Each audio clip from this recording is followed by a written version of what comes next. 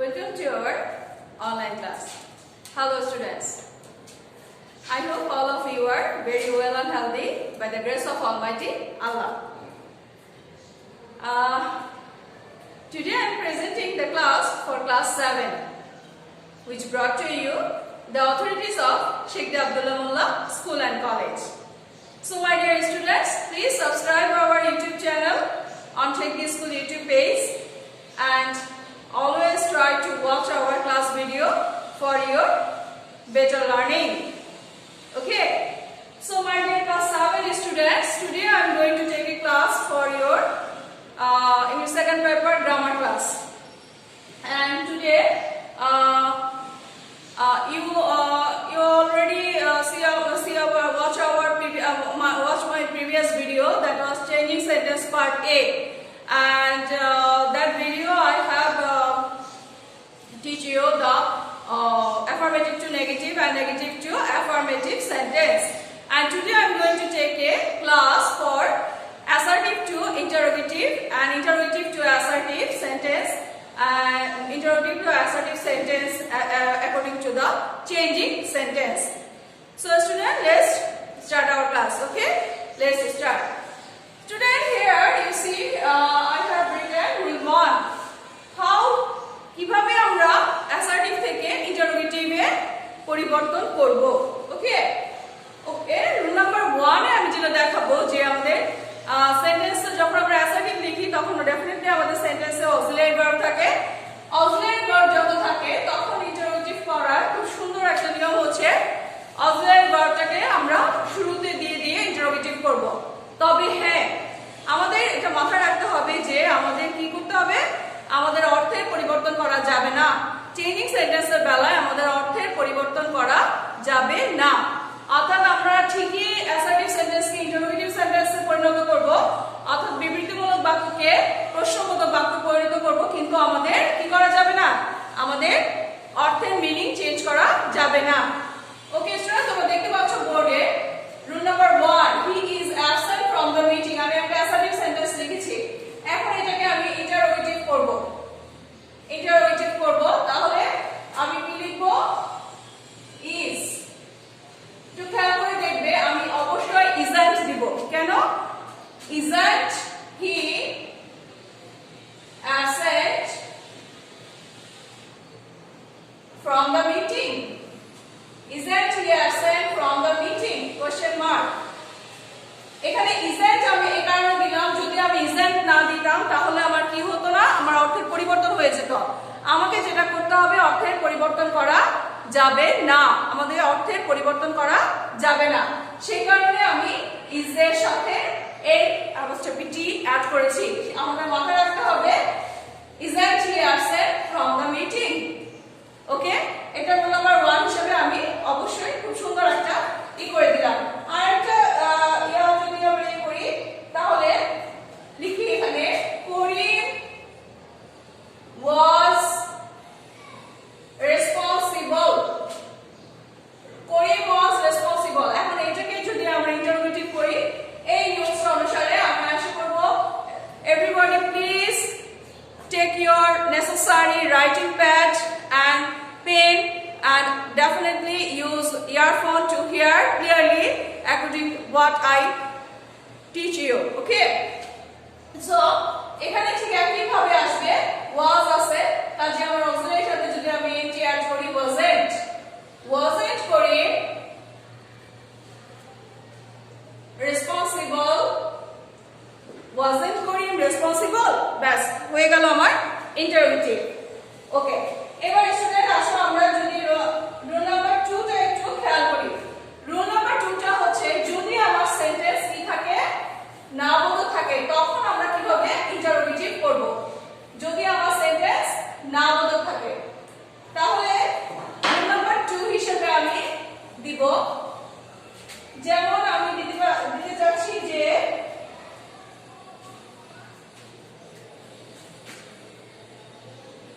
Rashid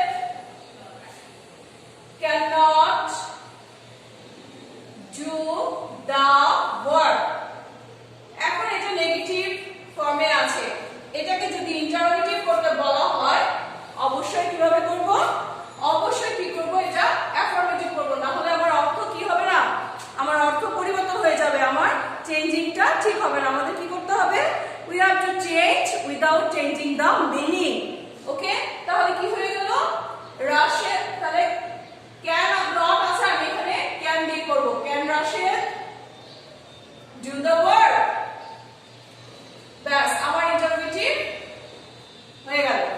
আসে do the verb.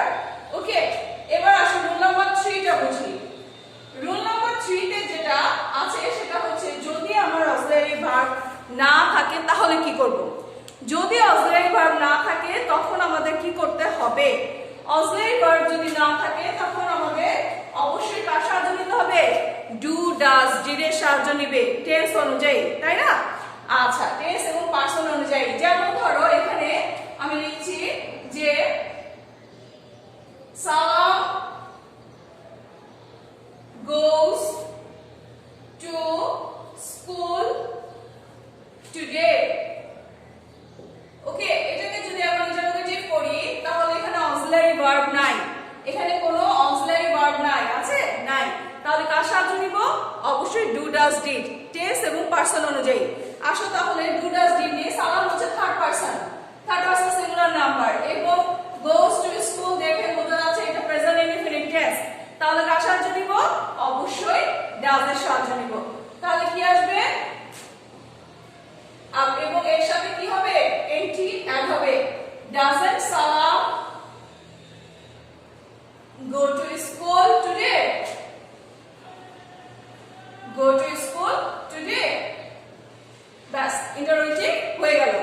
এইভাবে student তোমরা একটু খেয়াল করে দেখবে, অবশ্যই তোমরা ইয়ারফোন লাগিয়ে শুনবে আমি যে সেন্টেন্সগুলো বলছি। যদি কোনো কারণে বোর্ডে দেখতে না পাও তাহলে অবশ্যই একটু ইয়ারফোন নিয়ে তুমি অবশ্যই, আমি খুব সহজ সেন্টেন্স দিয়ে তোমাদের ইন্টারোগেটিভ করাচ্ছি, তাহলে সেটা খুব ভালো করে তোমরা বুঝতে পারবে। তাহলে আমি কি বললাম? রুল নাম্বার 3 তে যদি আমার অক্সিলারি ভার্ব না থাকে তাহলে অবশ্যই আমি ডু ডাজ এর সাহায্য নিয়ে করব। আরেকটা एग्जांपल করি, যেমন he learned a lesson. He learned a lesson. He learned a lesson. এখন লার্ন শব্দটা কোন ফর্মে আছে? পাস্ট ফর্মে আছে, তাহলে আমি এখানে কি দিয়ে করব? অবশ্যই didn't he learn a lesson? Didn't he learn a lesson? তাহলে তোমরা দেখতে পাচ্ছ কিভাবে এটা হয়ে গেল। ওকে, তাহলে 1 2 3 আমরা তিনটা রুল শিখে ফেললাম। এবার আসো আমরা পরবর্তী রুলসে যাই। পরবর্তী রুলসে আমরা যেটা করব যে অ্যাসার্টিভ সেন্টেন্সে, অর্থাৎ এটা হবে এখন রুল নাম্বার 4।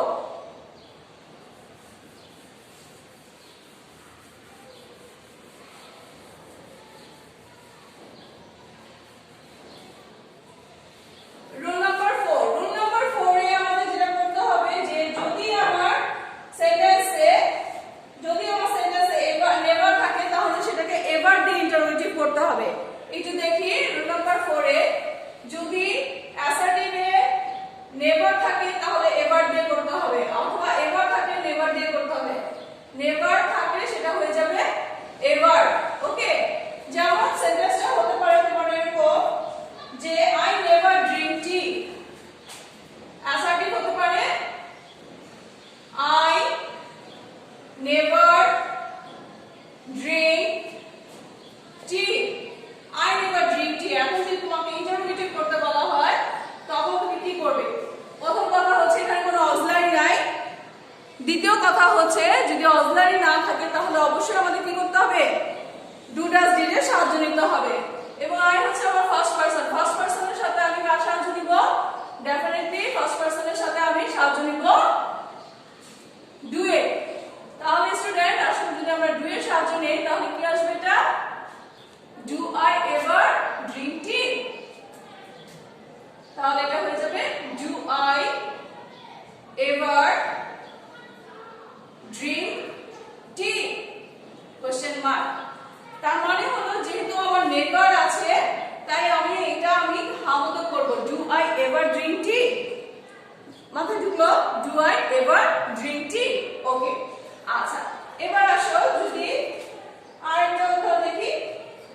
আচ্ছা, এটা হচ্ছে আমার নেভার যুক্ত থাকবে। যদি আরেকটা উদাহরণ লিখি তাহলে there was nothing to do। এই রুলের মধ্যে আমাদের পড়বে there was nothing to do।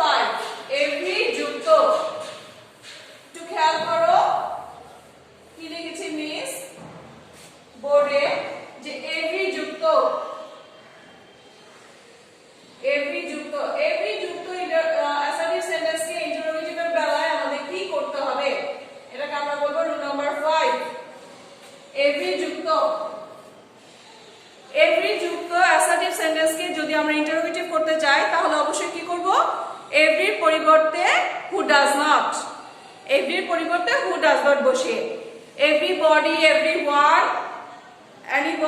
everybody everyone R all ঠিক আছে মাথায় রাখতে হবে everybody everyone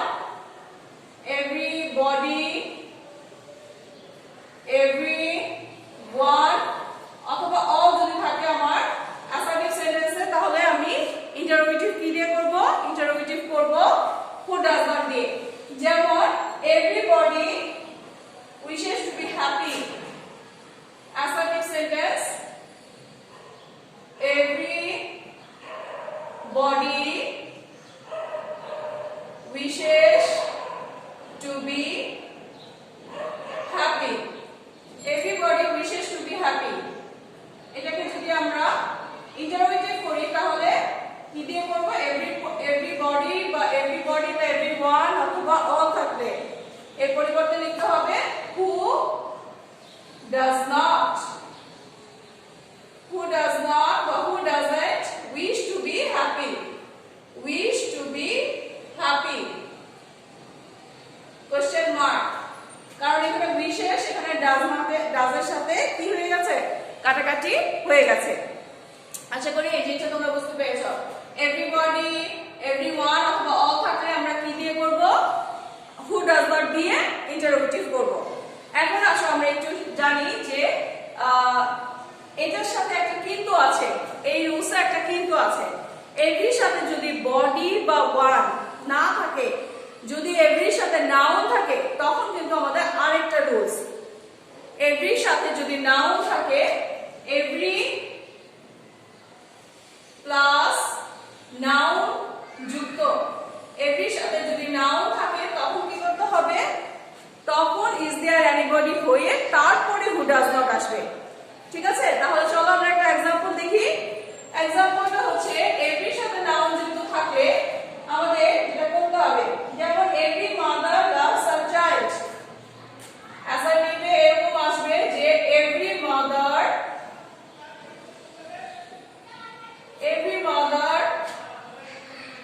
loves her child একটু খেয়াল করে স্টুডেন্ট এখানে এভরির সাথে কিন্তু নাউন আছে এভরি প্লাস নাউন মাদার হচ্ছে নাউন যদি এভরি প্লাস নাউন থাকে তাহলে অবশ্যই কি করতে হবে তখন আর হু ডাজ নট হবে না তখন হবে ইজ देयर এনিওয়ান তারপরে আসবে হু ডাজ নট এভরির সাথে নাউন থাকলে অবশ্যই কি করতে হবে ইজ देयर এনি তাহলে তারপরে নাউনটা এভরির পরিবর্তে অর্থাৎ এভরির পরিবর্তে is there any তারপর যে নাউনটা আছে সেই নাউনটা কি mother is there any mother তারপরে আসবে who does not is there any mother who does not love her child is there any mother who does not love her child বুঝে গেছে তোমাদের ওকে তাহলে স্টুডেন্ট একটু খেয়াল করে দেখো আমরা এটা মাথায় রাখবো রুল নাম্বার 5 এ যে এভরির সাথে যদি আমাদের কি থাকে এভরিবডি বা এভরিওয়ান বা অল যদি থাকে তাহলে আমাদের কি করতে হবে তাহলে আমাদের হু ডাজ নট দিয়ে ইন্টারোগেটিভ করতে হবে কিন্তু যদি এভরির সাথে এগুলো না থেকে কি থাকে যদি নাউন থাকে তখন কি করতে হবে তখন অবশ্যই আমাদেরকে is there any তারপর নাউনটা দিয়ে who does not love her child ওকে আচ্ছা এবার আসো যদি এভরি যুক্ত তো শিখলাম এবার আসি নো বডি বা নো ওয়ান বা নাম থাকলে আমরা কি বসাবো চলো স্টুডেন্ট তাহলে एग्जांपल লিখি নো বডি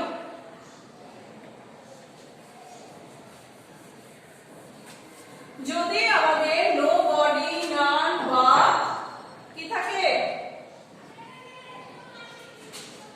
এটা আমি রোল নাম্বার 6 ধরি এটা আমরা ধরবো রোল নাম্বার 6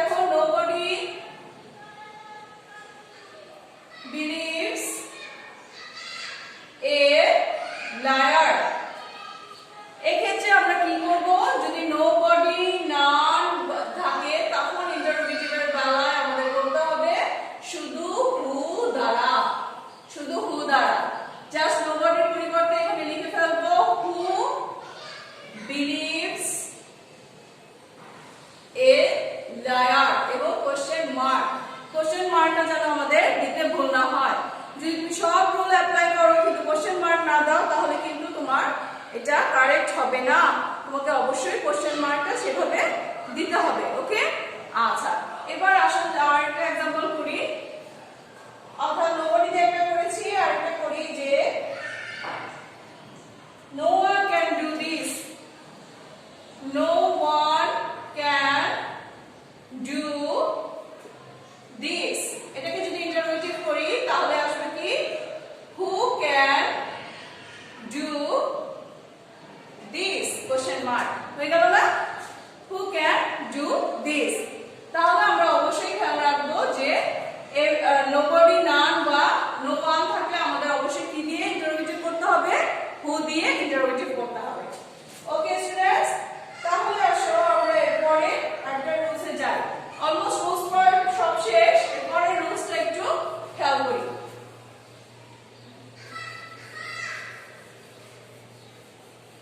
এরপরে যে রুলসটা খেয়াল করব সেটা হচ্ছে রুল নাম্বার 7 দেই, ইন্ট্রোডাক্টরি দেয়ার যুক্ত রুল নাম্বার 7। ওকে, অর্থাৎ দেয়ার ইজ নো এর পরিবর্তে হোয়াট বা হু বসবে।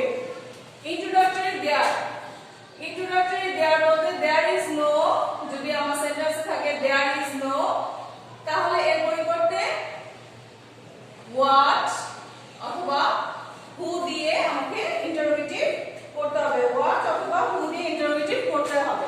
ঠিক আছে স্টুডেন্ট, তাহলে there is no use of this law, there is no use of this law। এটাকে যদি ইন্টারোগেটিভ করি তাহলে কি হবে, there is no আছে, there is no এর পরিবর্তে আমাকে বিষয়টা বুঝতে হবে, এখানে ব্যক্তি বোঝাচ্ছে না বস্তু বোঝাচ্ছে। যদি বস্তু বোঝায় তাহলে কি দিয়ে করব, what, আর যদি ব্যক্তি বোঝায় তাহলে কি দিয়ে করব, who। তাহলে এখানে there is no use of this law, তাহলে এখানে আমার ব্যক্তি বোঝাচ্ছে না বিষয়, যেহেতু ল একটা বিষয়, তাহলে এখানে what দিয়ে করব, what is the use of this law। হয়ে গেল না, what is the use of this law। ওকে, আচ্ছা এখন যদি আমি আরেকটা যেমন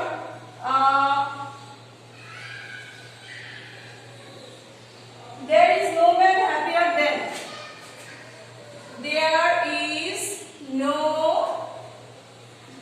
man happier than Kamal। এখানে স্টুডেন্ট এখানে ম্যান বোঝাচ্ছে, তাহলে আমার কি হবে, হোয়াট হবে না, এখানে আমার হবে হু। তাহলে লিখব হু ইজ দ্য ম্যান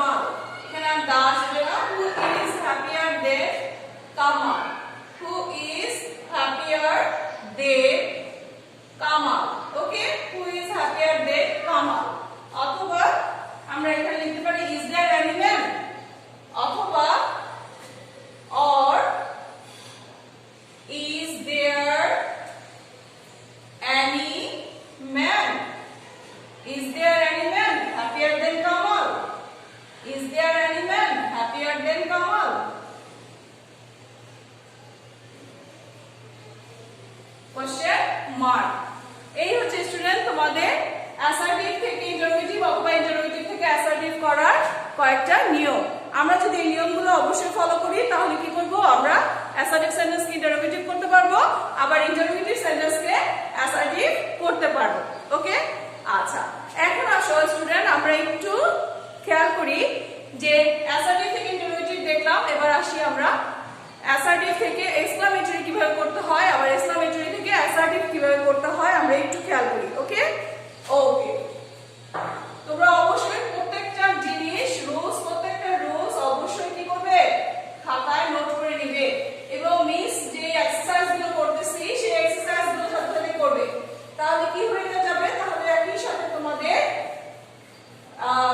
এক্সারসাইজও করা হয়ে যাবে, আবার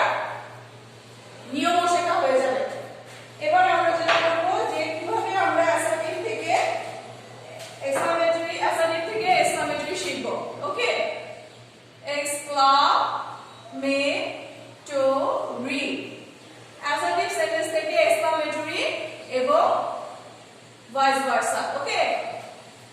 Assertive sentence হচ্ছে বিবৃতিমূলক সেন্টেন্স আর এক্সক্লামেটরি সেন্টেন্স হচ্ছে কি বিস্ময়সূচক সেন্টেন্স, অর্থাৎ কোনো কিছু অবাক হয়ে যাওয়া, what a nice flower, তারপর what a beautiful sky it is today, like that. হ্যাঁ, একটু বিস্ময় প্রকাশ করা, মনের ভিতরে যে আবেগটা সেটা প্রকাশ করা, loss, you have failed in maths, like that. Okay, তো এই জিনিসগুলো আমরা কিভাবে করব সেটা আমাদের একটু শিখতে হবে। দুই একটা নিয়ম আছে, এই নিয়মগুলো যদি আমরা একটু শিখি তাহলে কি করতে পারবো, আমরা সুন্দর করে এগুলো করতে পারবো। যেমন প্রথমে আমি একটা অ্যাসার্টিভ সেন্টেন্স লিখতেছি, যেমন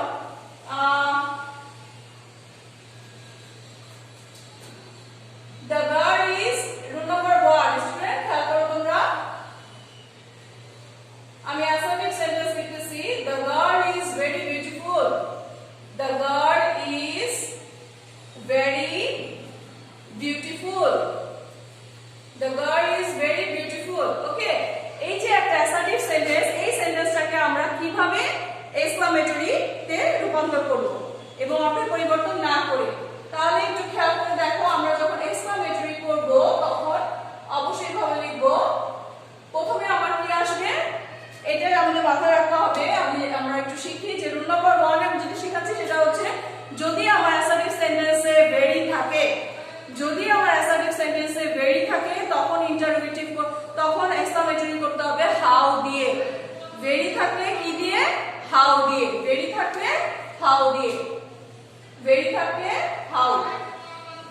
ওকে, তাহলে আমরা যখন এক্সক্লামেটরি করব তখন অবশ্যই প্রথমে আমার হাউ আসবে, হাউ। হাউ এর পরে আমার যেটা আসবে সেটা হচ্ছে অ্যাডজেক্টিভ। হাউ অ্যাডজেক্টিভ হচ্ছে বিউটিফুল, হাউ বিউটিফুল। তারপরে হচ্ছে আমার নাউন, হাউ বিউটিফুল, নাউন বা subject, how beautiful the girl is, এবং এক্সক্লামেশন চিহ্ন। ব্যাস হয়ে গেল, how beautiful the girl is, হয়ে গেল না স্টুডেন্ট? ওকে, ঠিক এভাবে করতে হবে। কিভাবে অ্যাসার্টিভ থেকে আমরা এক্সক্লামেটরিতে রূপান্তর করলাম। এবার আসলে রুল নাম্বার 2টা শিখি। রুল নাম্বার 2টা হচ্ছে, যদি আমার ভেরি থাকে তারপরেও কিন্তু যদি আমার সেন্টেন্সের ভিতর কোনো আর্টিকেল থাকে, এ বা এম থাকে, তখন কিন্তু আর হাউ দিয়ে করা যাবে না। তখন করতে হবে কি দিয়ে? তখন করতে হবে হোয়াট, এ বা এম দিয়ে।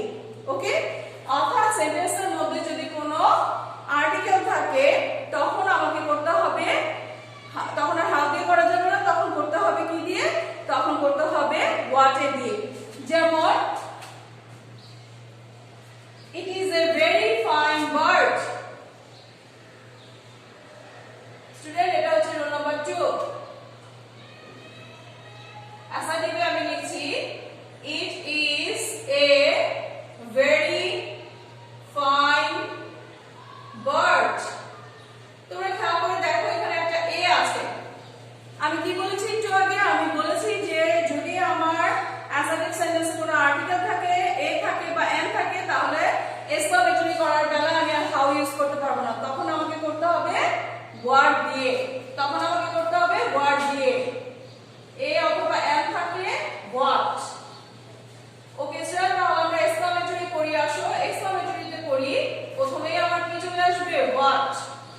হোয়াট এ অ্যাডজেক্টিভ আসবে, এরপরে ফাইন অ্যাডজেক্টিভ, তারপরে এর সাথে related noun what a fine bird, তারপর আসবে subject it, what a fine bird it is, what a fine bird it is.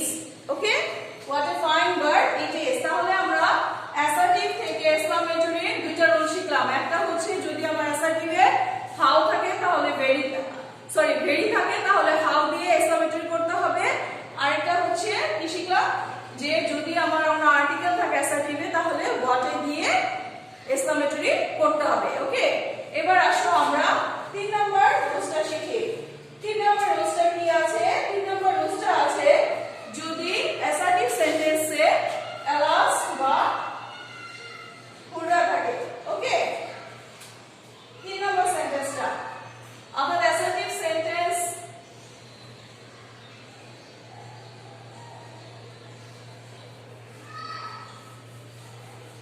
আমি এটাকে একটু ভাইস ভার্সা হিসেবে শেখাবো, অর্থাৎ আমি এটাকে শেখাবো এক্সক্লামেটরি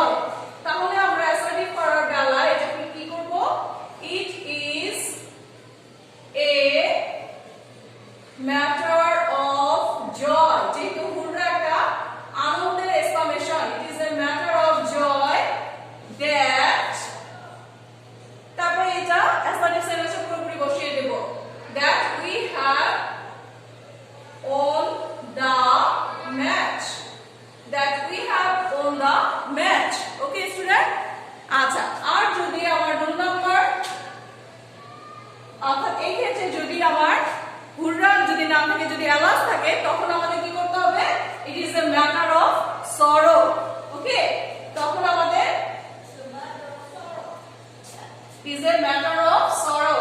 যদি এলাস থাকে, alas he has failed in math.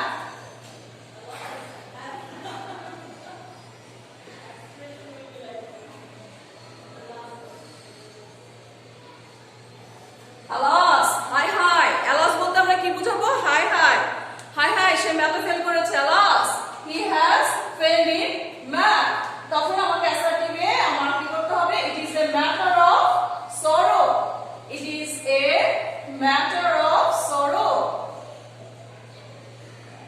It is a matter of sorrow that আমার দ্যাটটা কিন্তু আনতেই হবে, এটা ভুল হবে না। তারপর আমার এই অ্যাসার্টিভ যা আছে তা অ্যাকর্ডিংলি আমি এখানে বসিয়ে দিব। It is a matter of sorrow that he has failed in math. অথবা আমি ইন না দিই, অন দেই, কারণ সাবজেক্টের পূর্বে ইন হয় না, অন হয়। It is a matter of sorrow that he has failed on math. তাহলে স্টুডেন্ট আমরা কোন রুলসটা শিখলাম? যদি আমাদের এলাস বা হুররা থাকে তাহলে এক্সক্লামেটরি এর থেকে আমরা অ্যাসার্টিভ করব কিভাবে? যদি হুররা হয় তাহলে it is a matter of joy, আর যদি এলাস হয় it is a matter of sorrow. Okay, তাহলে রুল নাম্বার 3 তে আমরা এটা সুন্দরভাবে শিখে এলাম। ওকে, এবার অ্যাসার্টিভ সেন্টেন্সে যদি আই উইশ থাকে, একটু খেয়াল করে দেখো তারপরে rules. Rule number 4। Okay, rule number 4।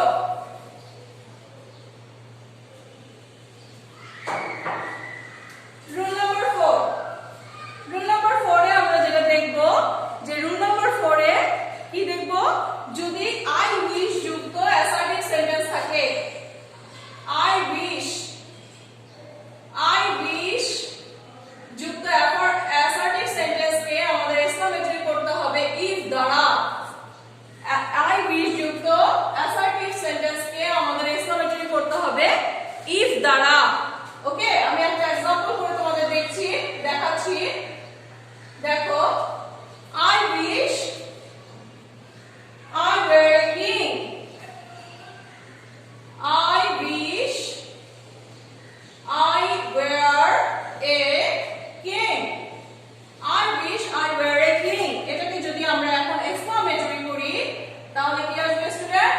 I wish এর পরিবর্তে if I